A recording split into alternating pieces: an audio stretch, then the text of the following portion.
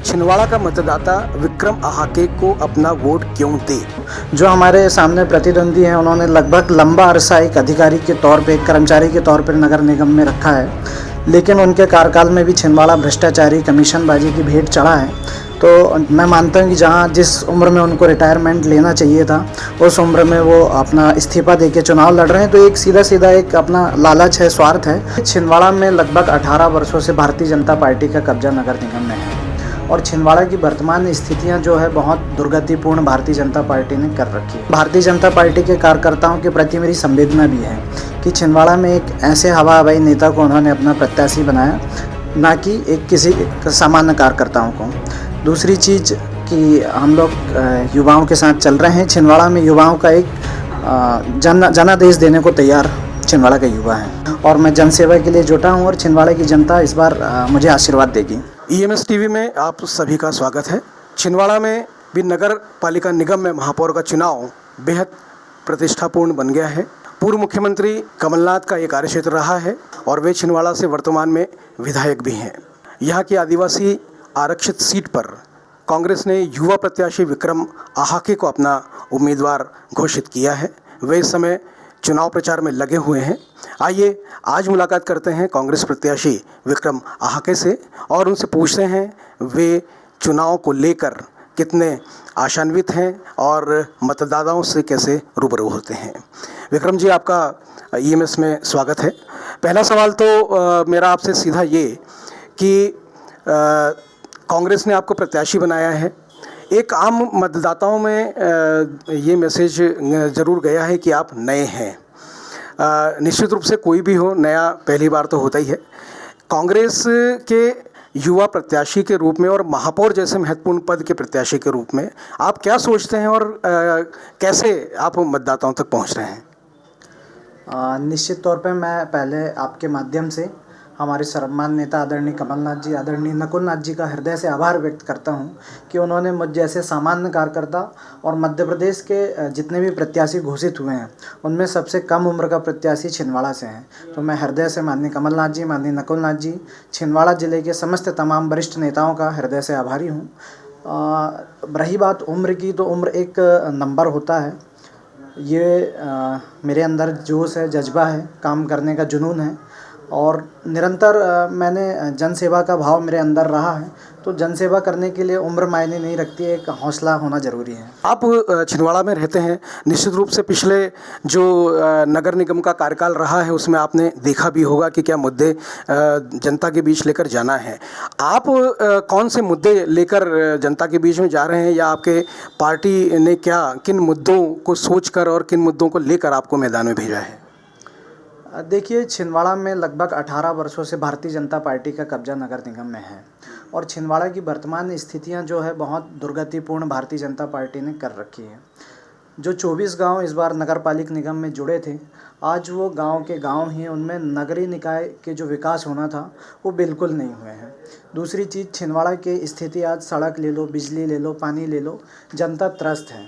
तो इन सभी मुद्दे को लेके जनता के बीच पहुंच रहा हूं। जनता, मैं ये मान रहा हूं जिस तरीके से मैं जनता के बीच पहुंचा हूं, तो ये लड़ाई कांग्रेस और भाजपा की नज़र नहीं आ रही है, बल्कि अब ये लड़ाई भारतीय जनता पार्टी और जनता के बीच हो रही है। अच्छा, इसके बाद भी क्या कारण है कि 18 साल हो गए हैं, आप विधानसभा में जीतते हैं, संसदीय क्षेत्र में जीतते हैं, लेकिन शहर की जो सरकार है उस पर कांग्रेसी को क्यों नकारते हैं मतदाता? कि आप क्या सोचते हैं कि इस बार क्या तस्वीर बदलेगी? देखिए, जब छिंदवाड़ा में भारतीय जनता पार्टी सत्ता में काबिज हुई है, उन्होंने छल कपट, झूठ फरेब से छिंदवाड़ा की जनता को बरगलाया है। लेकिन इस बार मैं मानता हूं कि छिंदवाड़ा की जनता बहुत समझदार है और इस बार समझदारी से फैसला ले लेने वाली है। अच्छा, एक और महत्वपूर्ण बात ये कि आप जब विधायक का चुनाव लड़ते हैं या आप संसदीय क्षेत्र का चुनाव लड़ते हैं, एक मैनिफेस्टो पार्टी तय करती है, लेकिन इस बार देखा है कि कोई मैनिफेस्टो न तो भाजपा ने जनता के सामने रखा है, न कांग्रेस ने जनता के सामने रखा है। आपको क्या लगता है कि बगैर स्थानीय मुद्दों को हाईलाइट किए हुए आप जनता से वोट हासिल कर पाएंगे? नहीं, मैनिफेस्टो तैयार हो गया है। माननीय कमलनाथ जी, माननीय नकुलनाथ जी का नाम जहाँ पे आता है वहाँ विकास कह लो या कमलनाथ जी कह लो, बात एक ही है। कांग्रेस ने अपना मैनिफेस्टो तैयार किया है जो कल ही आप सबके पास पहुँच जाएगा। अच्छा, एक सबसे महत्वपूर्ण सवाल ये कि छिंदवाड़ा महापौर की जो सीट है उस पर पूरी प्रदेश की नज़र है। कमलनाथ के लिए भी कमलनाथ जी के लिए भी ये चुनाव प्रतिष्ठापूर्ण है। आपको उन्होंने प्रत्याशी के रूप में घोषित किया है, तो निश्चित रूप से दबाव आप पर ही है। और ऐसा माना जा रहा है कि ये जो चुनाव है नगर निगम के, ये आगामी विधानसभा चुनाव पर भी बहुत असर डाल सकते हैं। तो चूंकि कमलनाथ जी का ये कार्यक्षेत्र है, पिछले 40-45 सालों से वे निर्विवाद नेता के रूप में यहाँ पर काम करते आ रहे हैं और उनके प्रतिनिधि के रूप में अब आपको उन्होंने मैदान में उतारा है, तो कितनी अपेक्षा आप सोचते हैं कि पूरी कर पाएंगे और इसका कितना दबाव आप झेलते हैं? देखिए, माननीय कमलनाथ जी बहुत दूरगामी दूरदृष्टि नेता हैं। उन्होंने मुझ जैसे सामान्य कार्यकर्ताओं को इतनी बड़ी जिम्मेदारी दी है, तो उन्होंने बहुत कुछ सोच विचार करके दिया होगा। उसके लिए मैं बहुत अपने आप को सौभाग्यशाली मानता हूँ। रही बात दूसरी कि दबाव एक माननीय कमलनाथ जी की प्रतिष्ठा का है, छिंदवाड़ा की जनता का जनसेवा का एक भाव है। तो इतनी सी कम उम्र में इतनी बड़ी जिम्मेदारी, निश्चित तौर पे एक दबाव रहता है कि कैसे हम विकास को आगे ले जाएंगे। छिंदवाड़ा की जनता की सेवा करना है, क्योंकि हवा हवाई कुछ नहीं कह सकते। दूसरी चीज़ कि अभी आप पंचायत चुनाव के रिज़ल्ट देखेंगे तो उसमें छिंदवाड़ा की जनता सहित प्रदेश की जनता ने 75% में कांग्रेस आई है। तो मध्य प्रदेश की जनता ने इस बार मूड बना चुकी है और वही रिजल्ट आने वाले नगरीय निकायों के चुनाव में देखने को मिलेंगे।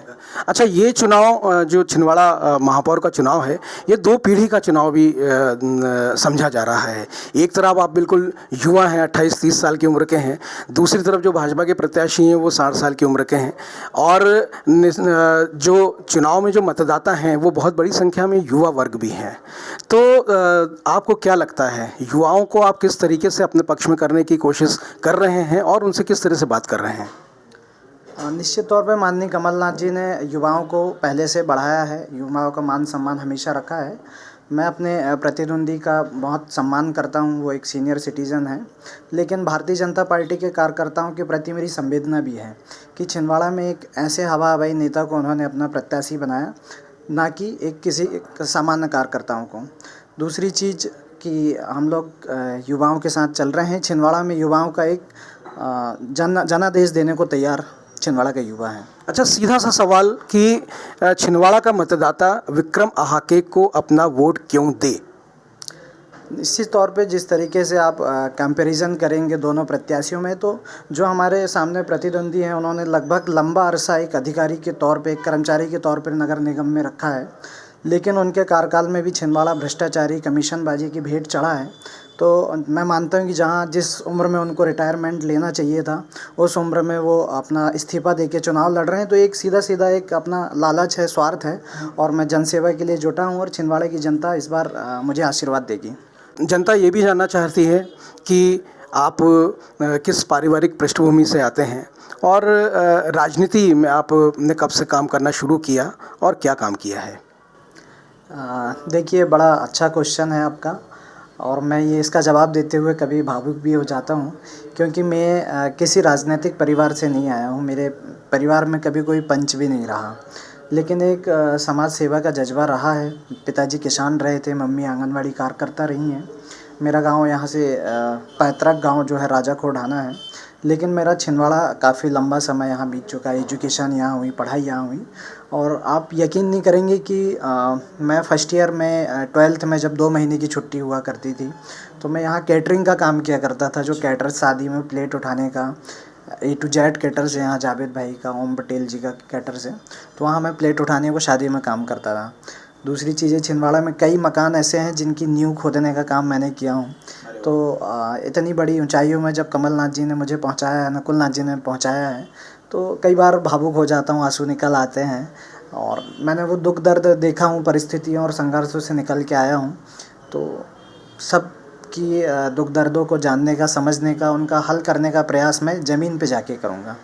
और आज भी मैं आपके माध्यम से कहना चाहता हूँ कि आज महापौर बनने के पहले भी ज़मीन पे ही हूँ और महापौर जब छिंदवाड़ा की जनता का आशीर्वाद मिलेगा, महापौर बनूंगा तो ज़मीन पे उतर के ही काम करूँगा। चलिए विक्रम जी, आखिरी सवाल अपनी इस चर्चा का कि आप यदि महापौर बनते हैं तो ऐसे कौन से 2 महत्वपूर्ण काम हैं, या आपने कुछ सोच के रखा होगा कि यदि मुझे सेवा का मौका मिला तो मैं ये काम करूँगा, 2 पहले आपके काम ऐसे कौन से होंगे जो आप छिंदवाड़ा नगर के लिए करना चाहेंगे?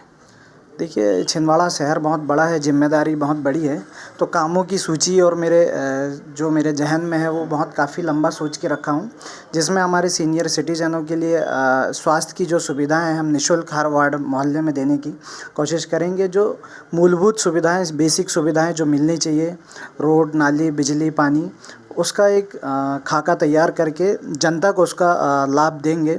दूसरी चीज़, जो 24 गांव हमारे जुड़े हुए हैं, आज वो टैक्स देने के बावजूद भी गांव हैं, उनमें शहर के नाम पे कोई भी व्यवस्थाएं नहीं है, वहाँ हम व्यवस्थाएं देने का प्रयास करेंगे। यहाँ का मार्केट अच्छा करेंगे, भोपाल की तर्ज पे सिटी न्यू मार्केट की तरह बने। दूसरा कि आवागमन के साधन अच्छे हो, स्वच्छता और सुंदरता हो, प्रदेश में छिंदवाड़ा एक अव्वल स्थान प्राप्त करे, ऐसी मेरी एक मंशा है। चलिए, बहुत बहुत धन्यवाद और हमारी शुभकामनाएं आपको चुनाव के लिए। आपने EMS टीवी के लिए समय निकाला, हमसे चर्चा की, इसके लिए बहुत बहुत धन्यवाद।